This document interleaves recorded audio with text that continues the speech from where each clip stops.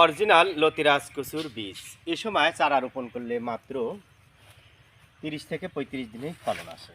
প্রিয় দর্শক, আপনারা লতিরাজ কচু একই চারা দেখলেন। লতিরাজ কচু চাষ পদ্ধতি, লতি কচু চাষ।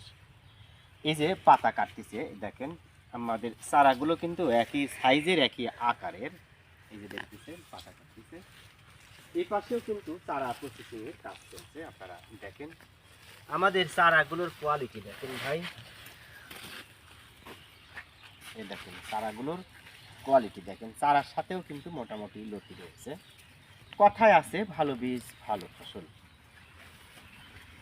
এই যে পাশে কিন্তু আমার এক ভাই দাঁড়ায় আছে, এই ভাইয়ের জন্য আমরা চারা প্রসেসিং এর কাজ করতেছি। আসসালামু আলাইকুম ভাই। ওয়ালাইকুম আসসালাম।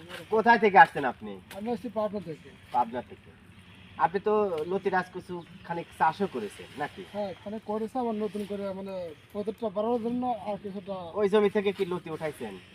ওখানে এখনো ওঠে নাই, তবে ওটার ভিতরে আর কি মানে কিছু কিছু দেওয়ার ইচ্ছা আর কি।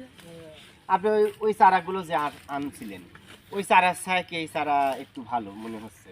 না, ও সারার থেকে ওটা আছে না, অনলাইন অর্ডার দিতে ওটা অনেকটাই ভালো স্যার। ওটা এটা সুস্থ সবল এবং সবুজ মানে, তাই না? একদম মানে উন্নত মানের স্যার এগুলো। আর এই লতিগুলো কত সুন্দর। আমরা যে ইউটিউব চ্যানেলে যে চারাগুলো দেখাই, তাই না? ওই চারার আর এই চারার কথা কাজে কি মিল পাইছেন? হ্যাঁ, আলহামদুলিল্লাহ। প্রিয় দর্শক, ভালো বীজ ভালো ফসল। যেখানে দেখিবেন ছাই উড়াইয়া দেখো, তাই পাইলেও পাইতে পারেন অমূল্য রতন। এই প্রবাদ বাক্যটা মূলত লতিরাজ কচু চাষের সাথে সম্পৃক্ত। আগেকার মানুষের যখন তরি তরকারি থাকতো না, বাড়ির আনাচে কানাচে থেকে কচুর ডাগর পাতা মুখি গুঁড়া তুলে তুলে রেঁধে খাইতো। এটা ছিল গরিবদের খাদ্য তালিকার অন্তর্ভুক্ত। বর্তমানে লতিরাজ কচুর লতির দাম এত মহামূল্য যে, বা এত বেশি যে, এটা আর গরিবের খাদ্য তালিকায় নেই। বর্তমানে এই যে দেখতে পাচ্ছেন এখানে মোটামুটি 1 কেজি তো হবে নাকি মনে হচ্ছে। তো এই 1 কেজির দাম 80 থেকে 100 টাকা। স্থানভেদে দামের পার্থক্য হতে পারে। তাহলে বুঝতেই পারছেন এটা কিভাবে গরিবের খাদ্য তালিকায় থাকে।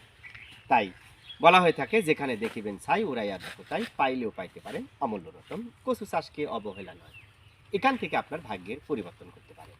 তো যাই হোক, ভালো থাকুন, সুস্থ থাকুন, নতুন কোনো ভিডিওতে দেখা হবে এমন প্রত্যাশা।